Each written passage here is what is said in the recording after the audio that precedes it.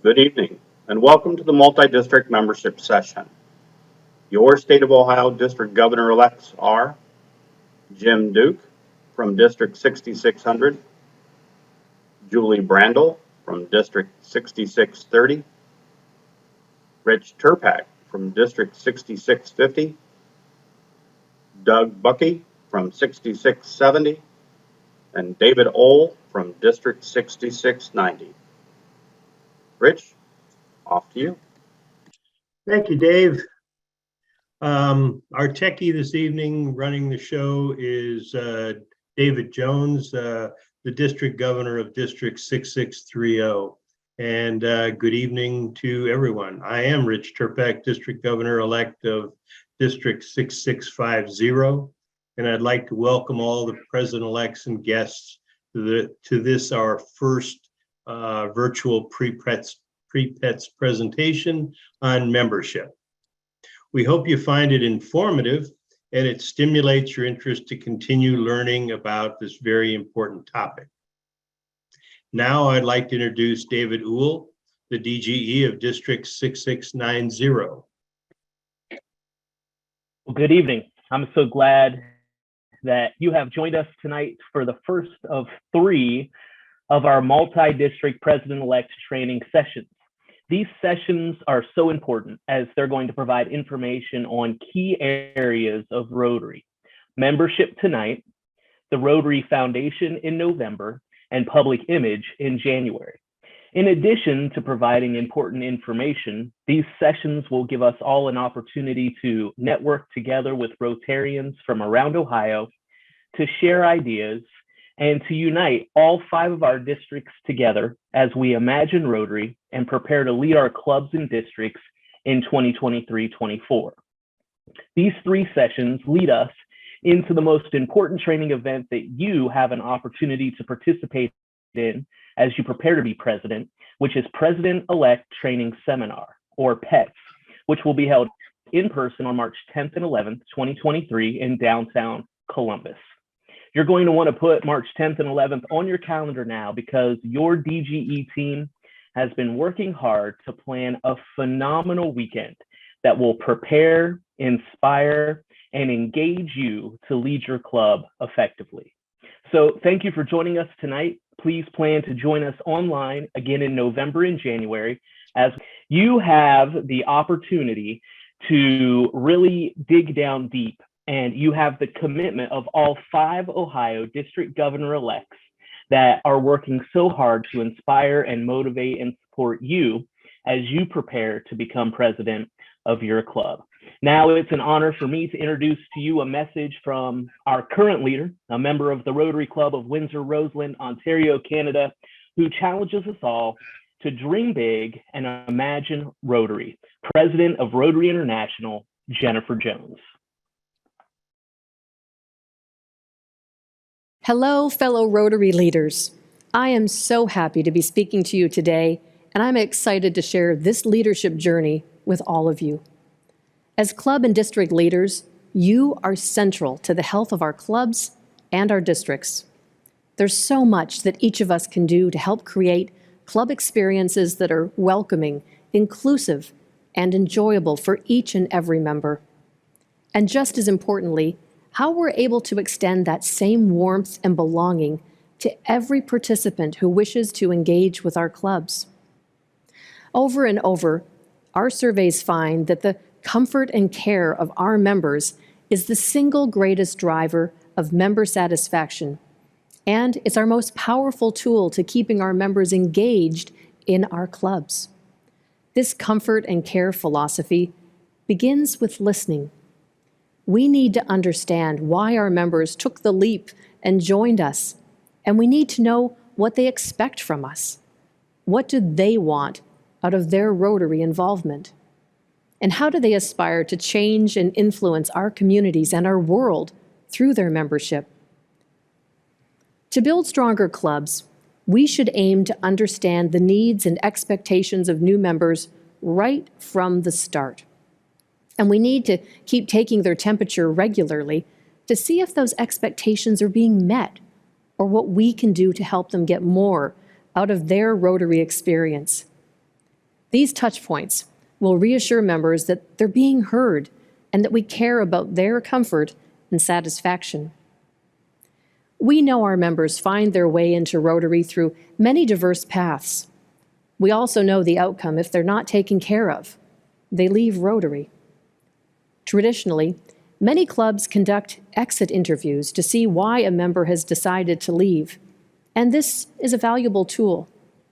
That said, if we're only checking in after a member has chosen to leave, we're too late. Let's check in annually with our members by conducting and acting on the results of member satisfaction surveys.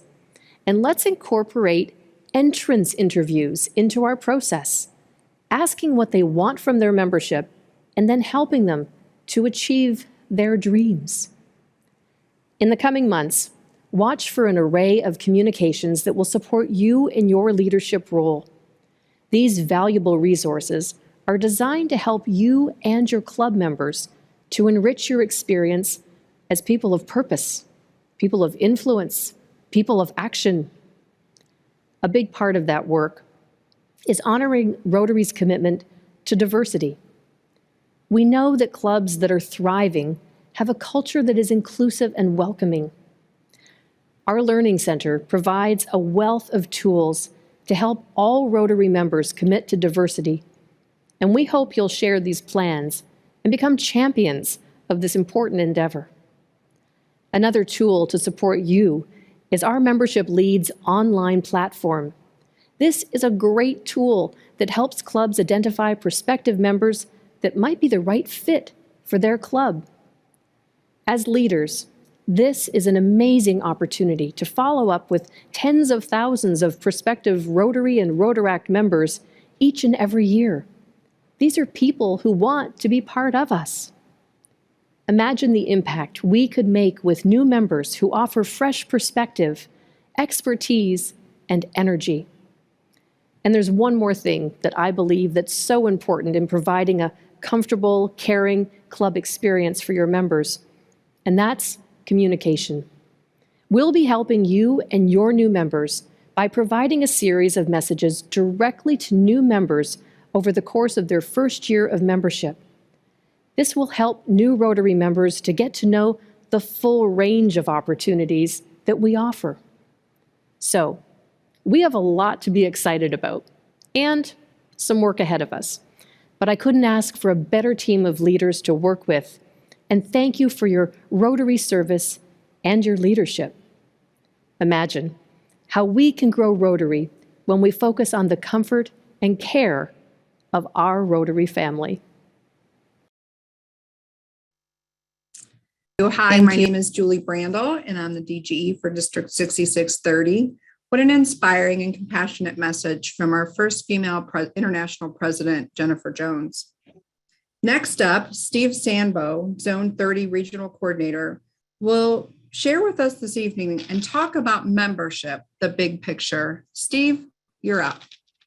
Well, thank you. Thank you. And I will congratulate each one of you on taking over next year, the most important position in Rotary. Believe it or not, 11 years ago, I sat right where you are in All Ohio Pre-Pets, and it was exciting. I really enjoyed it. And I do serve as volunteer as the Zone 30 Rotary Coordinator, along with 5 assistant coordinators. And Jenny Stotts is one of them who's on tonight for Ohio, and so is Maris Brenner. And you probably have 2 of the best assistant coordinators in the United States from my personal standpoint. The goal I was given tonight, my goal is maybe for you to pick 1, 2, or 3 of the things that I'm going to talk about. Some of my thoughts on Rotary and why it's so important for you to focus on. I was asked, first of all, to give you kind of a big picture of where Rotary is and where it's coming, and where it's going is really up in your hands. Worldwide, Rotary membership has been stable over the past 15 years. The strange thing is during that time, we have brought in 1 million members, and we have lost 1 million members. North America has a little bit different of a challenge. For the past 15 years, we have been decreasing in membership anywhere from 2 to 3% a year, while the other areas other areas around the world have actually been growing to make up for that. So I really want to emphasize that membership, absolutely, hands down, from John Huco, who is the General Secretary, is North America's top priority as we look into this year, next year, and the following years. And I'm going to put something in perspective to you that 10 years ago, North American Rotary membership, and that includes Canada, the United States, and the Virgin Islands, represented 30%, over 30% of the Rotarians in the world. 3 years ago, we represent 29% of the Rotarians in the world. And if our current trends continue, in 10 years, North America Rotary membership will represent less than 15% of the Rotarians in the world. Now, I found that very eye-opening as far as a call to action out there. And that doesn't mean that that cannot change, but I thought I would just give you, I call it the unsugar-coated facts. But here's the great news, is we know exactly how to turn things around and what clubs need to do to increase their attractiveness to the next generation of Rotarians and to do a better job at retaining their existing Rotarians. And guess what? It all starts at the club level. So that's why the club president is the most important position in Rotary. I wanted to start by kind of asking to get the pulse of this group. And I'm going to ask you two questions. And I want you to hear both of them before you kind of settle on your answer. But if somebody asked you, what is Rotary? How many people would say, oh, Rotary is a service organization? Because I would have said that 10 years ago. That would have been my initial response. We're a service organization. If I posed another question to you, and that was, what would you describe Rotary as? I would describe it, we are a membership organization that's mission is to serve others locally, globally, and within our communities. So I want you to kind of think going forward that without members, we really can't do any of the other things that make us who we are. And as soon as I started to flip that little switch in my brain, I did kind of look at it and say, wow, if membership isn't right here at the top, we've got to figure out how to make it right there at the top, because we are a membership organization. So the second question that I'd like to pose to you tonight is, if someone said to you, would you like to join a group of business professionals, community leaders that are willing to help you grow in your professional and personal life, be more successful for almost free? And I say that because between Rotary International dues and district dues, it's only about $150 a year to be a Rotarian. Anything above that is what your club charges out there. Join an organization that promotes building friendship, fellowship, family, and fun, does great things within your community, and serves others that are less fortunate to make your community a better place. Join an organization that is this close to eliminating one of the worst diseases in the world. We bring water to communities where there is none, save children from dying from starvation.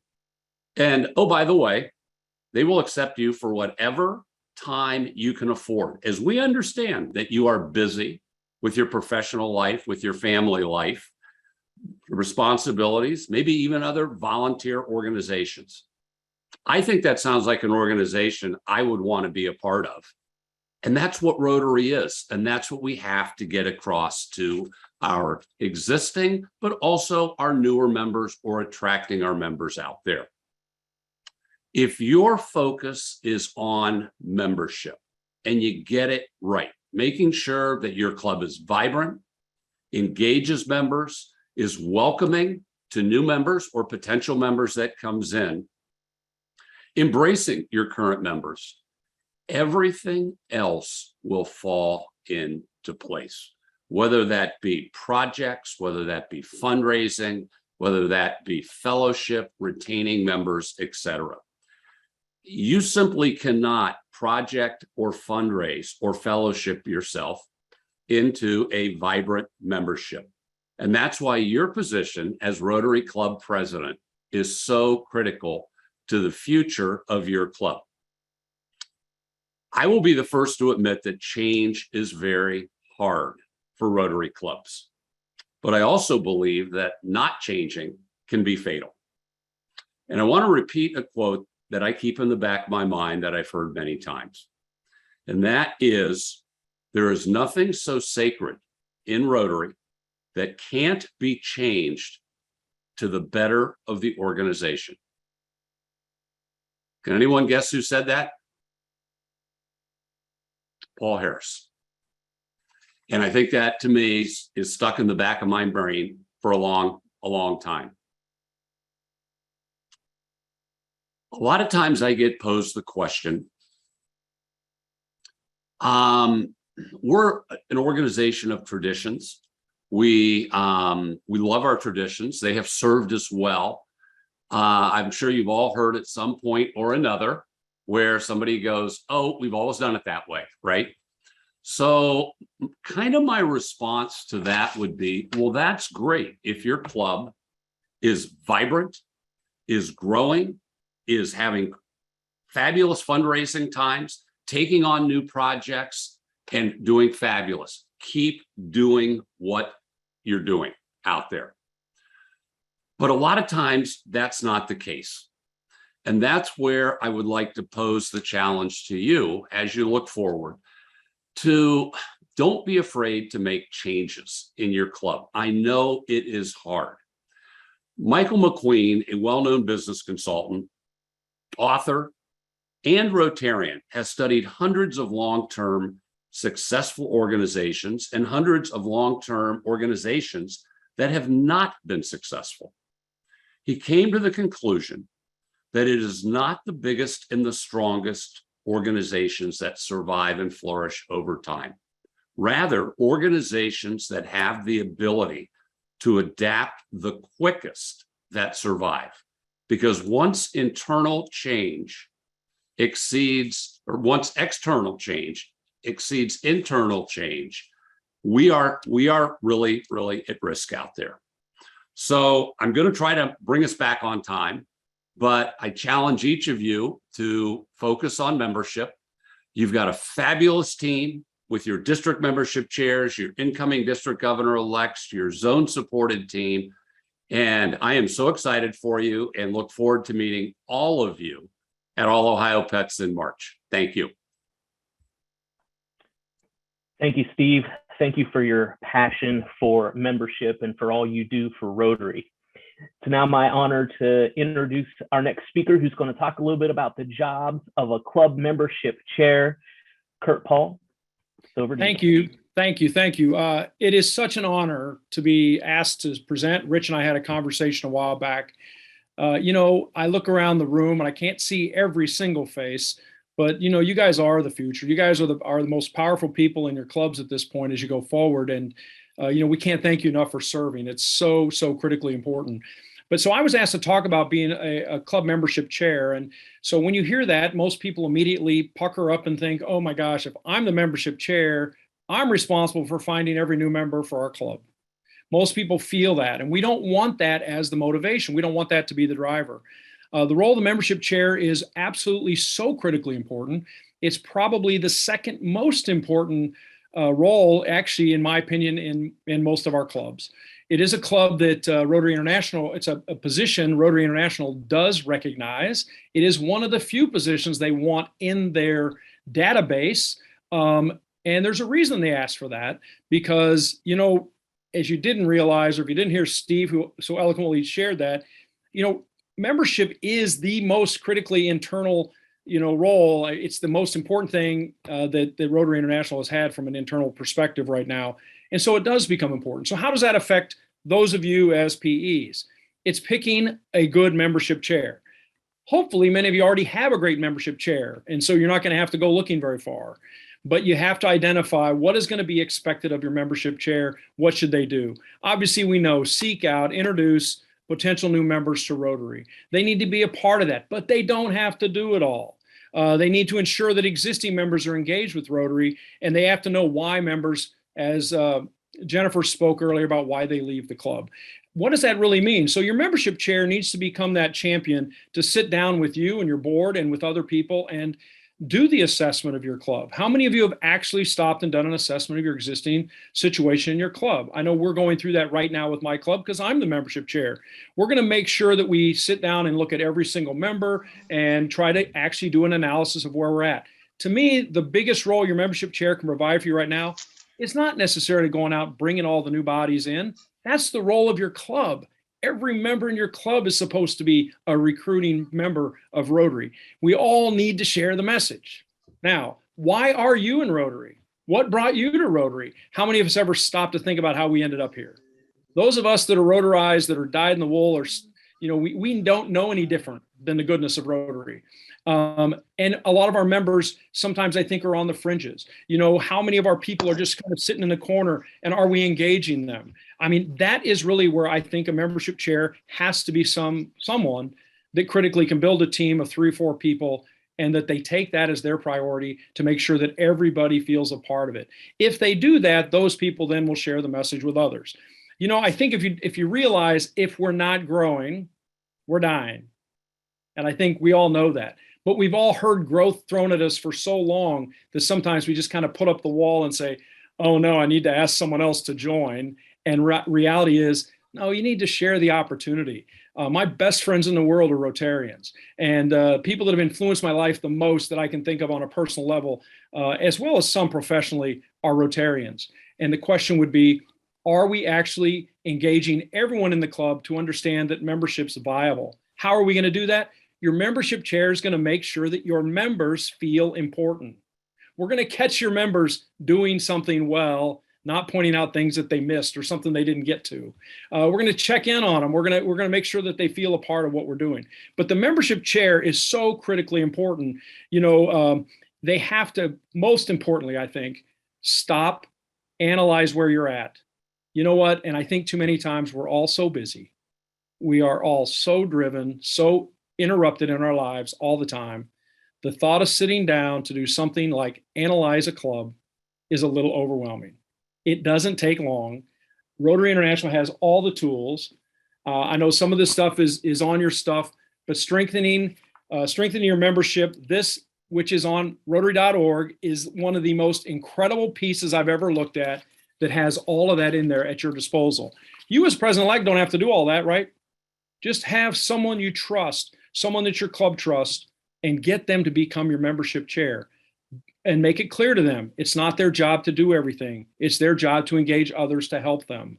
And that's really what really matters with a membership chair. If you don't know where you are, you'll never know where you want to go. And I think right now you have to do an assessment. And you as PEs, that should be a priority for you to say, where's my club at now? Talking to your existing people. So when you hit the road running next year, you're not trying to figure it out and then take until September or October to figure out where you're going. You'll know when you hit the road. So make sure your membership chair is engaged in doing the assessment and doing those things. With that, I think member satisfaction's, again, critical. What do people want? You heard Jennifer mention entrance interviews. I think that's part of what your membership chair coordinates. Entrance interviews, how do people feel when they join the club? Has anyone sat down and asked them what they would want to do? Are we being open as we do that? With that, I really don't have a whole lot more other than I'm happy to answer any questions at a later time. But just do me a favor. Think back on when you added members to your club in the past. All of us have been there. We've all seen it happen. When you were adding members to your club, what was going on that made them want to join your club? It's so funny when we're really good at something, we quit doing it. And I think all that's happened with Rotary is we've all kind of lost a little of our connection. We've lost a little bit of our own personal love for why we're in the club. And you guys, I'm telling you, president-elects are some of my favorite people in the world because you're committed already, and we can't thank you because without you, we're nothing. And keep one last thing in mind. The club, in my opinion, the club, whichever, how big, how small, the club is Rotary, right? And that allows everything else to happen. But if you don't have your club and it doesn't have core, not growing, we're not going anywhere. With that, I'm good. Thanks, Kurt, for that presentation. Kurt is actually from my district, District 6600. So thanks, Kurt, for that presentation. Good evening, everyone. It's my pleasure to introduce Maris Brenner. Maris is actually from my district as well, 6600. She's a past district governor, and she's currently the Zone 30 Assistant Rotary Coordinator, or ARC for short. Maris Brenner, it's all yours. I hope that you all are going to be hearing some repetition tonight, because what we're sharing about engagement and retention and membership is so very important. And as president-elects, wow, you are in such a great position because you're envisioning where you're going. So you have that opportunity to be watching and discovering where your club is at and be a part of not only getting ready for your year, but then working in your year. And thank you and congratulations for being in your role. Last night I was on a Zoom and someone mentioned something that I've kind of taken to heart. Being a membership chair and having a membership plan in your club is an intentional journey. It's a focused plan. You're planning your path. And that's why you need that membership chair who's going to be there for more than 1 year and be able to continue the continuity. But that person doesn't do it all, because most of us are the salespeople and every one of us have stories, and that's what you're going to need to do. But I'm talking about now new and old members engaging, and there's a little bit of difference in how we do each. For example, when you welcome new guests to the club, they're not quite members yet. How do your clubs do it? When they come in, how are they introduced? Do you hear what company they're with? Do you hear who they are? Do you follow up? Does somebody go over to that table and welcome them? Or do they just sit with whoever they're with as a Rotarian and never meet any of the other members? And as they leave, does someone send them a note afterwards and just say, thank you for coming to Rotary. It was nice meeting you.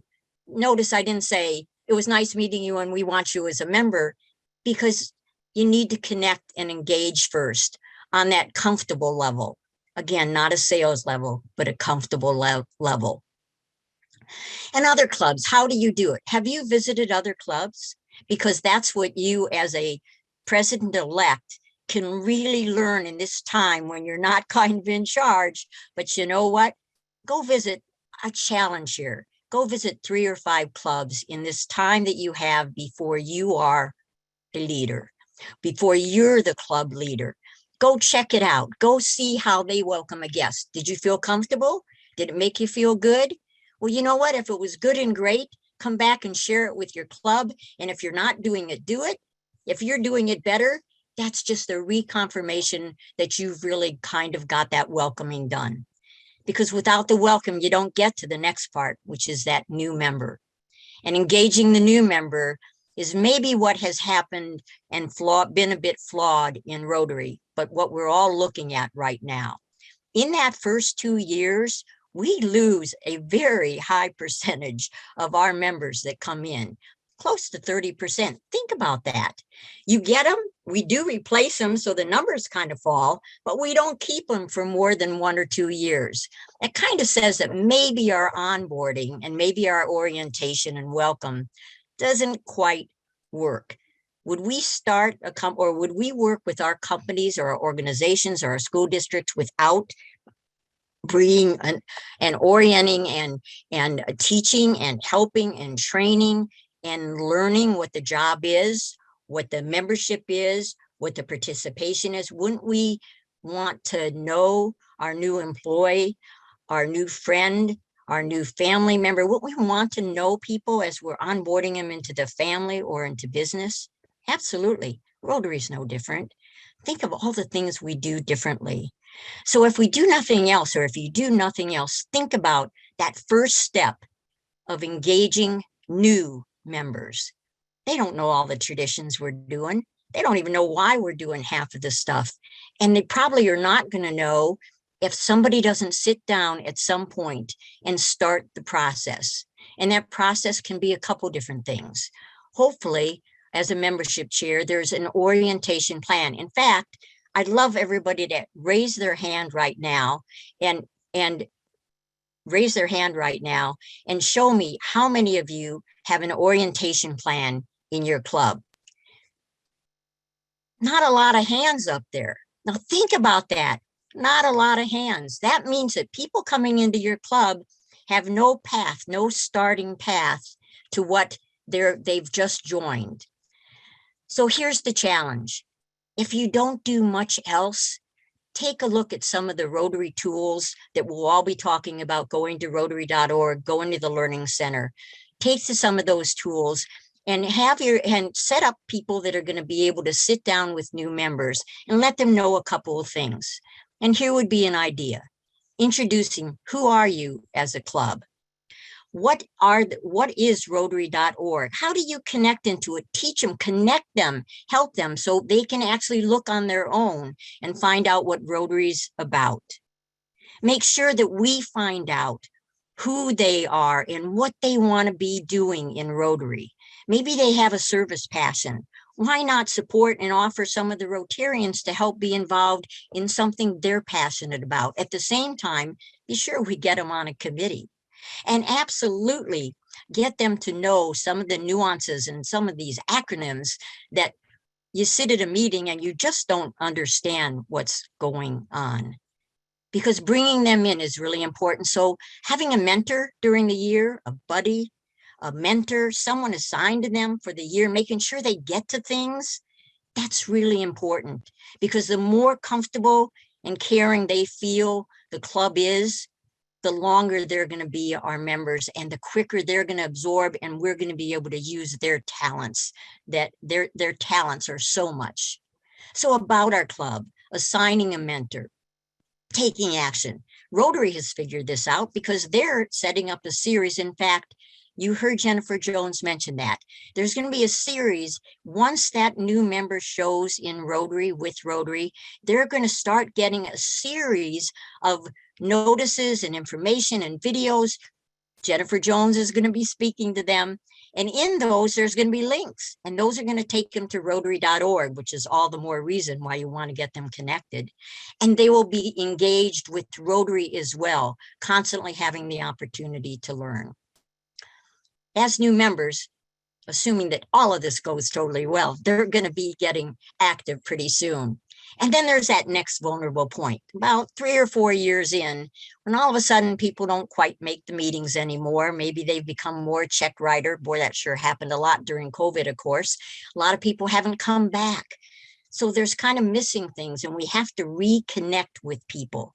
And maybe that health check-in survey that Kurt was talking about is really very important, but that's a longer process. What about just a quick check, especially right before you're going to turn into your year, or maybe this year, just to see what are the things that you're doing at your meetings that people like? Here's a really short, quick survey. It's kind of like a habit quiz. And the beauty of this is it'll have things like ringing the bell, singing your songs, the Pledge of Allegiance, how your club is communicating, etc. And it has 3 columns. Are these welcoming to you as a member? Are these neutral? You could go either way. Or are they possibly a turnoff? So if you use this, and by the way, at the bottom, there's a little bit more space for those who may want to talk a lot or may want to give you more information. But bottom line, it's meant as a quick survey to just let you know, what are the club members happy with that are happening at the program? Because sometimes it's actually the club meeting that maybe is kind of turning off a few of the members. So you get that back, and then don't stop there. With your membership committee, make sure you talk to people that have been missing meetings and say, hey, could you just fill this out again?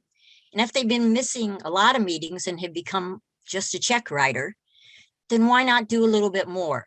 What about a couple of your members inviting that check writer to drinks or to coffee someplace away from Rotary? Yeah, he's already not coming to the meetings, and just sit and chat and say, hey, we've been missing you.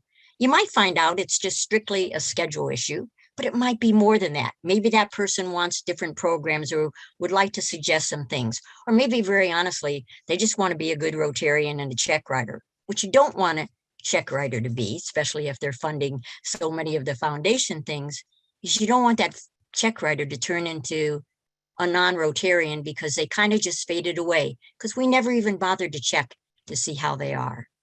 Those kind of checks and balances are really important. And as we're trying to seek out our missing in action, the people that haven't been around, maybe we also will find that changing a little bit of the program or coming up with a different membership type will fit them better because maybe they've changed jobs and they can't afford the same kind of package that we've done. That's the communication, the engagement that we need to have with all of our members. And you have the opportunity with your membership chair to be able to do that. You can be checking and balancing them, but you know what? What about the members that have really now totally turned us off and left? We do the exit interview with them, but what about the ones that left 3 and 4 years ago, or maybe really before COVID? And maybe if we just sit down with them with coffee or drinks or fellowship and just say, hey, what's going on? Doesn't even have to be all about Rotary in the beginning because we are all engaging each other and find out what it is. And maybe they're open to coming back. You know what? Some of them that you talk to might not even know that we don't require everybody to come to every meeting all the time now. And maybe they couldn't come to the meetings because their job changed, or their kids were in high school and they were just totally swamped. And that took them away long enough that it just wasn't worth the investment at that point. So recovering former members, finding lost members is another way to be able to grow Rotary, but at the same time, engaging is so very important. And as we engage and we learn, the scary part that we all talked about, maybe not being ready to change, we may just have to change some things. We may have to change 1 or 2 of those meetings. Or we may have to do more Rotary after 5. And if everybody doesn't come to a social, the ones who come, that's important and that's making a difference. So any way we can engage each other within our club is great. And then don't forget to engage without our club, whether it's in the chambers, our LinkedIn, Facebook, the newspaper, but especially Facebook and those places where we can say, hey, Rotarians about town, or list something, or go to the chamber and list something. Oh, what? Or on our own website, the club website, these Rotarians were at the chamber meeting. These Rotarians were here. Because guess what? Every one of those organizations are reading these different things. We want those organizations to want to come to talk to us because we're the place that can get stuff done and we care. And all of that shows if we're constantly engaging inside our organization as well as outside our organization. But as Jennifer said, being comfortable and caring and communicating is going to be the key to keeping us going. And you all have what a great opportunity to be able to light and ignite that fire with other people within your club that maybe have that same passion of communication and can help you do it. Tap them, tap the talent, and see what happens. I'm just betting that the more people you ask and check on their health and maybe why they've been, they might surprise you. Maybe all they needed was that one extra call. And by the way, my challenge are 3 things. Get an orientation package or an orientation plan if you haven't got one. Think about that. Visit at least 3 or 5 other clubs. See what they're doing, see how they engage each other, how they're engaging the community, really to make a difference. And don't be shy about if you need to make some changes, make some changes. You might just surprise yourself. And last but not least, when you hear something good happening from one of your members, even outside, make sure you post it on Facebook too. And you send that handwritten note to them to say, I am so happy to see one of our Rotarians got this award. I am so happy to know that you're a member of the Rotary Club. You have really made me prouder than ever that I'm a member of Rotary. And congratulations again, because I got to tell you, the President's Year is one of the best years you'll have in Rotary. It's a time you can really make a difference. Congratulations, and thank you for being you. Thank you, Maris. And what a great enthusiastic speech you gave us. We really appreciate it. Hi, I'm Doug Beakey. I'm the District Governor-elect of 6670. It is my distinct pleasure to introduce our next speaker, Jenny Stott, who is Assistant Rotary Coordinator for Zone 30 and also a District 6690 member. So over to you, Jenny Stott. Great. Thank you, Doug. And thank you all for listening tonight. And especially, again, congratulations for being selected to lead your clubs in your communities. Tonight, I'm going to introduce you to 7 prospective Rotary members. Now, as I describe each person, and you'll see a photo of them with a short description, but as I describe each of these prospective members, I want you to think honestly about your club.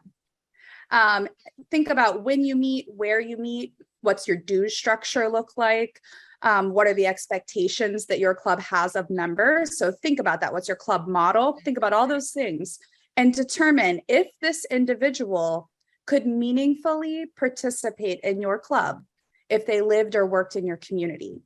Essentially, would that member find value and the level and, in the level and time that they could participate if they were to join your club? So David, if you want to pull up the first slide, we'll get started with Piper. Okay, so I want to introduce you to Piper. Piper is a DJ, a local DJ in your community. She hosts a talk show on your local radio station every weekday morning. So if she's someone, based on all those things about your club, if she's someone who could meaningfully participate in your club, I want you to do the thumbs up emoji, the reaction. So if you could do the thumbs up reaction, if Piper could meaningfully participate in your club. Okay, and if Piper can't, and if the other individuals can't meaningfully participate in your club, that's okay. Just kind of mark it down because I want you to keep track of how many of these prospective members perhaps wouldn't be able to join your club. All right.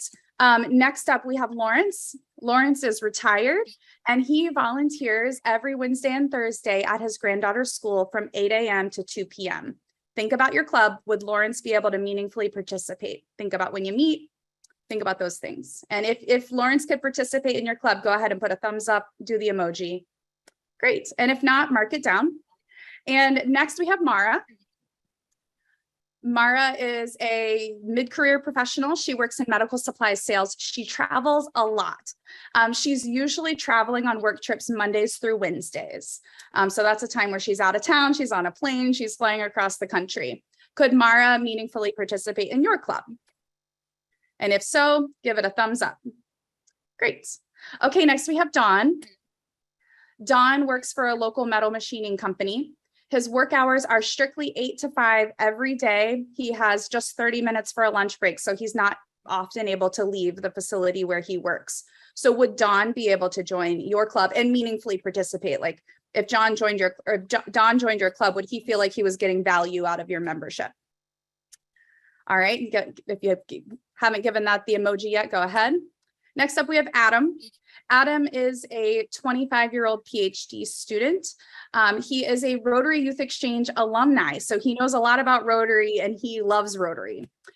He looked into Rotaract to see if he could get involved with Rotaract. There is a university-based Rotaract, within the university where he's studying his PhD, but he noticed their membership is really more geared towards like younger undergrads, and he didn't feel like he really fit in there. He is on a fixed income because he's a full-time graduate student, but he thinks he could afford about $25 per month to participate in Rotary. Could Adam meaningfully join your club and participate in your club? Give it a thumbs up emoji if so, and then if not, go ahead and mark it down. And next up, we have Sarah. Sarah is a single mom and she's a nurse. She drops her kids off at school every morning at 7:45. And she works at the hospital, those really long shifts on Mondays, Wednesdays, and Thursdays. So she's definitely not able to leave the hospital on those days that she's working. So would Sarah be able to meaningfully participate in your club? I know lots of clubs meet on Mondays and Wednesdays, so Sarah probably wouldn't fit into a lot of Rotary clubs and be able to attend meetings. Okay, and finally, our last prospective member is Dexter. And Dexter is an elementary school teacher. So he works from 7:30 to 3:30 every single day. And in the summertime, of course, he has a lot of flexibility. But for those, 8 or 9 months out of the year, he is, pretty much at school for the day. So throw up the thumbs up emoji if Dexter would be able to join and meaningfully participate in your club. Okay, great. So now let's think about that. Think about of the 7 prospective members that I just introduced you to really quickly, how many of them could join and meaningfully participate in your club? And go ahead and drop that number in the chat. So of the 7, was it all of them, 2 of them, 1 of them, none of them? So drop that number in the chat.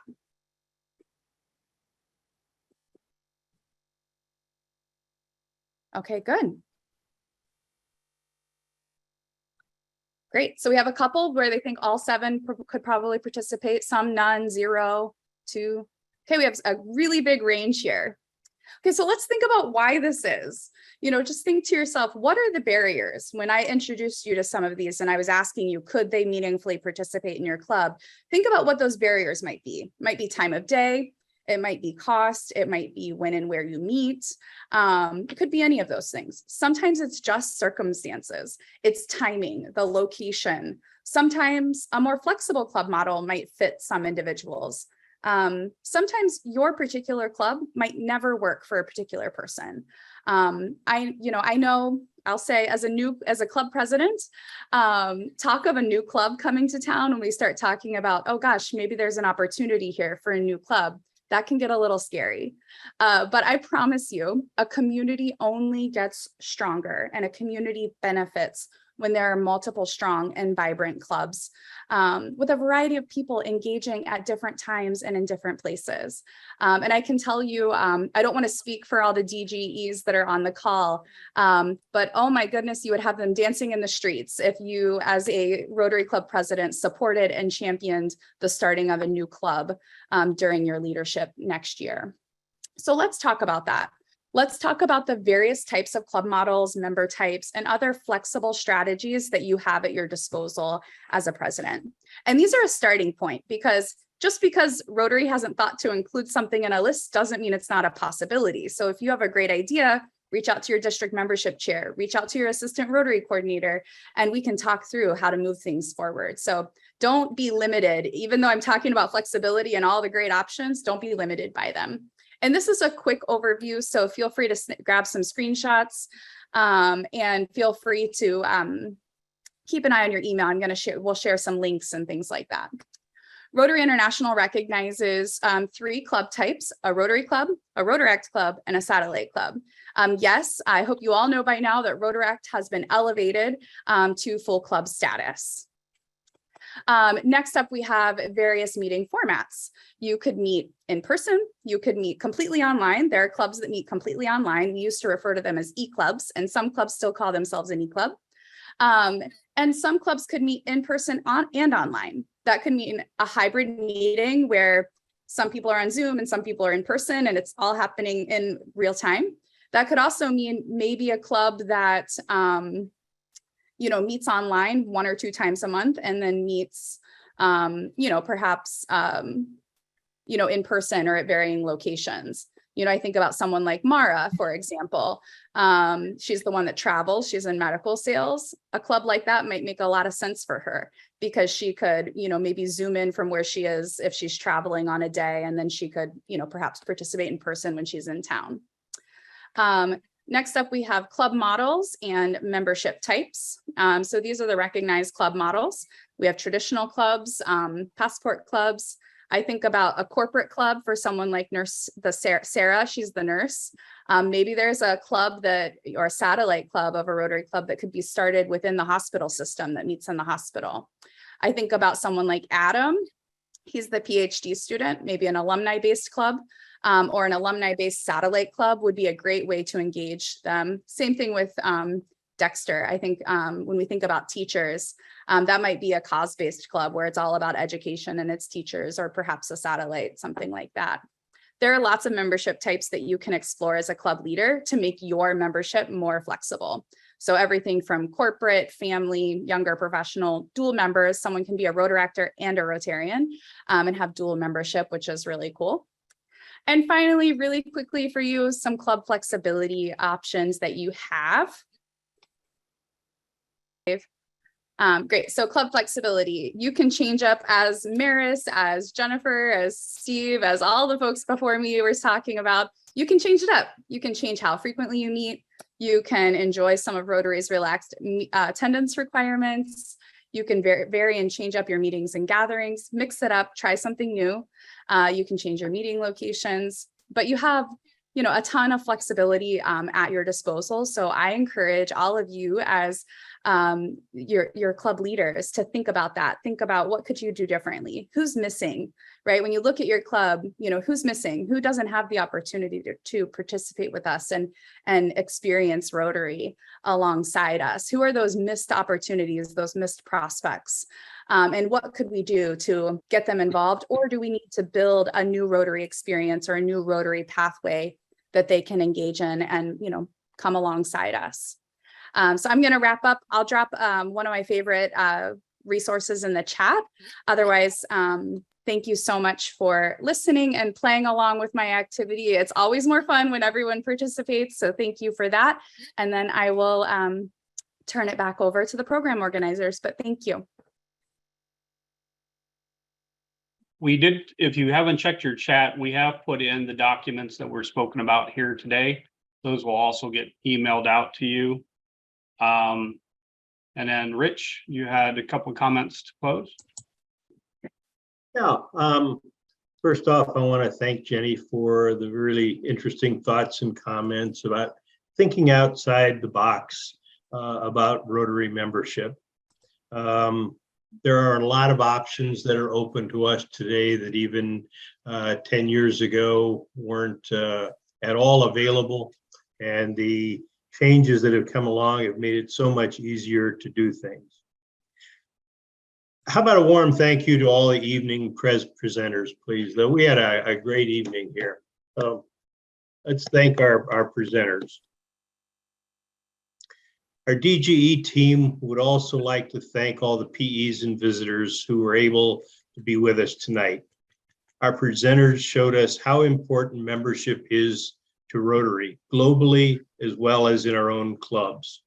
A growing club is a healthy and vibrant club. We also learned that a club's membership chair is an important and diversified job and shouldn't be just another hat for the president to wear. Appoint a membership chair. You need it. As important as new members are to every club, maintaining the engagement of all members, current veterans and new members, is just crucial to your club. Remember too, times change and Rotary changes. Adapt or perish. That's the lesson the dinosaurs learned. Satellite clubs, e-clubs, and cause-based clubs can all lead to growth for your own clubs. This session was taped and will be available to all PEs in the next few days. Some resources and slides also will be available, with the links being sent to the attendees and PEs within a day or so. If you don't receive them, please contact your district governor-elect. Also, a link to a very brief questionnaire will be included with this information. We would really appreciate your feedback. Our next virtual All Ohio Pre-Pets, the Rotary Foundation, will be on November 16th. We look forward to seeing you there and in person at All Ohio Pets in Columbus on March 10th and 11th. Thank you again for joining us tonight, and good night.